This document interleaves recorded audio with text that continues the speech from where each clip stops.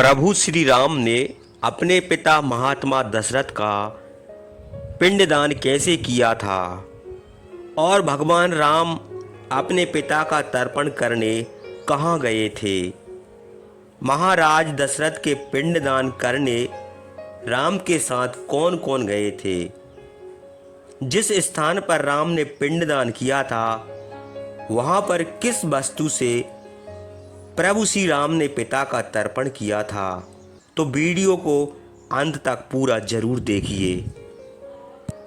सभी भाइयों ने शोक से पीड़ित रामचंद्र को समझाया और कहा कि अब आप पिताजी का तर्पण कीजिए। ससुर की मृत्यु सुनकर सीता की आंखों में आंसू भर आए। वे रामचंद्र को देख ना सकीं।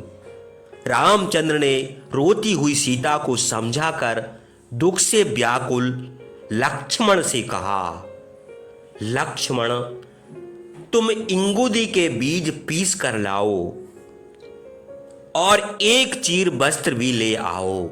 मैं महात्मा पिताजी का तर्पण करने के लिए जाऊंगा।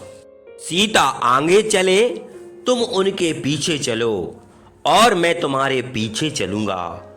यह बड़ी दारुण अवस्था है। तब रामचंद्र पर श्रद्धा रखने वाले बुद्धिमान, शांत स्वभाव, संयमी, प्रिय दर्शन सुमंत्र भरत आदि राजकुमारों के साथ रामचंद्र को समझाकर रमणीय मंदाकिनी नदी के तट पर ले गए। मंदाकिनी का घाट बहुत सुंदर था।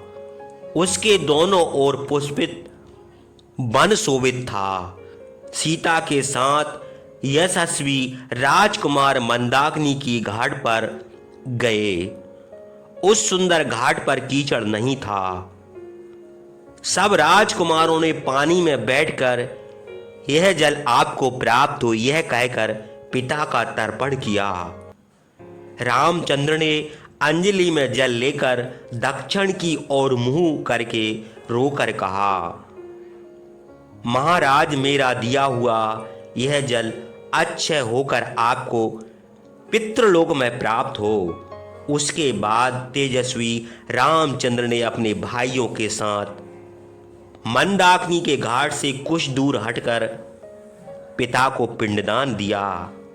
रामचंद्र ने पृथ्वी पर कुश बिछाकर बेर के फल और इंगूदी के बीज के चूर्ण का पिंडदान करके बड़े दुख से रोते हुए कहा, महाराज, इस समय हम लोग जो कुछ खाते हैं वही आप भी भोजन कीजिए।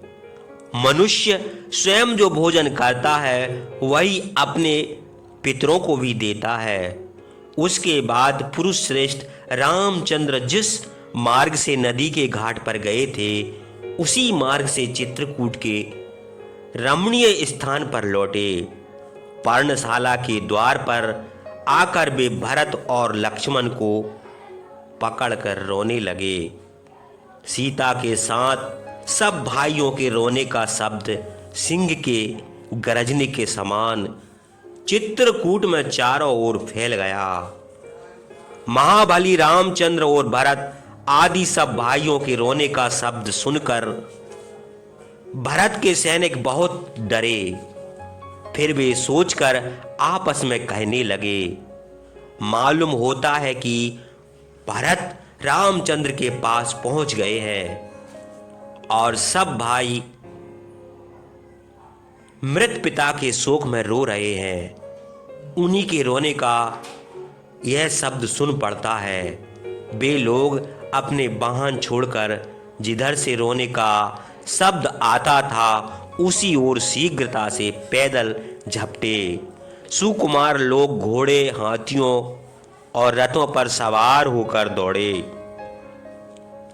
यद्यपि रामचंद्र को अयोध्या से निकले थोड़े ही दिन हुए थे, किंतु वे लोग बहुत दिनों से निकले हुए मनुष्य को देखने की तरह रामचंद्र को देखने के लिए दौड़कर आश्रम पर पहुंचे। रामचंद्र और भरत का मिलाप देखने की इच्छा से जाते हुए सैनिकों को घोड़ों की टापों का और रथ के पहियों का घरघराहट का शब्द उसी प्रकार वन में फैल गया जैसे आकाश में बादलों के गरजने का शब्द होता है।